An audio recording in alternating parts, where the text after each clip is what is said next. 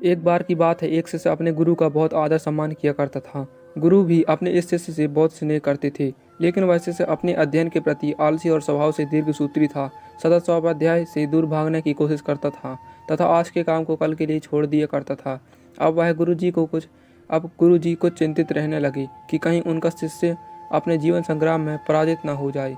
आलस्य में व्यक्ति को अकर्मण्य बनाने की पूर्व सामर्थ्य होती है।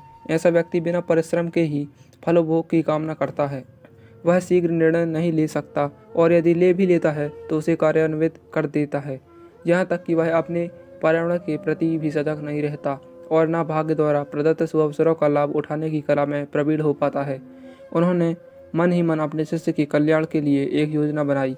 एक दिन एक काले पत्थर का टुकड़ा उसके हाथ में देते हुए गुरुजी ने कहा, मैं तुम्हें यह जादुई पत्थर का टुकड़ा 2 दिन के लिए दे रहा हूँ। कहीं दूसरे गांव जा रहा हूँ।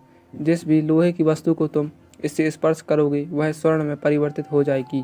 पर याद रहे कि दूसरे दिन सूर्यास्त के पश्चात मैं इसे तुमसे वापस ले लूँगा। शिष्य इस अवसर को पाकर बहुत प्रसन्न हुआ, लेकिन आलसी होने के कारण उसने अपना पहला दिन यह कल्पना करते करते बिता दिया कि जब उसके पास बहुत सारा स्वर्ण हो जाएगा तब वह कितना प्रसन्न, सुखी, समृद्ध और संतुष्ट रहेगा।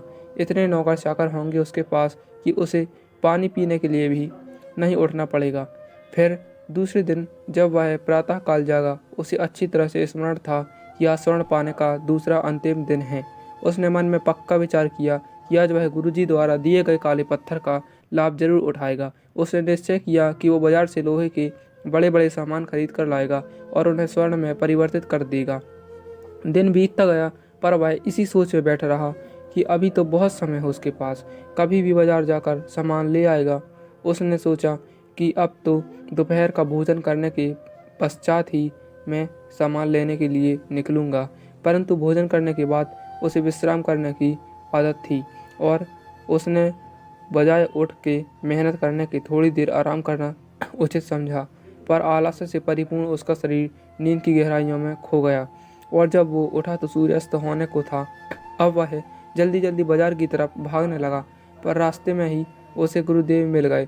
उनको देखते ही वह उनके चरणों पर गिरकर उस जादुई पत्थर को एक दिन और अपने पास रखने के लिए याचना करने लगा, लेकिन गुरुजी नहीं माने और उस शिष्य का धनी होने का सपना चूर चूर हो गया। पर इस घटना की वजह से शिष्य को एक बहुत बड़ी सीख मिल गई।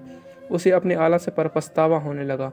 वह समझ गया कि आलस्य उसके जीवन के लिए अभिशाप है और उसने प्रण किया कि अब वो कभी भी काम से जी नहीं चुराएगा और एक कर्मठ, सजग और सक्रिय व्यक्ति बनकर दिखाएगा।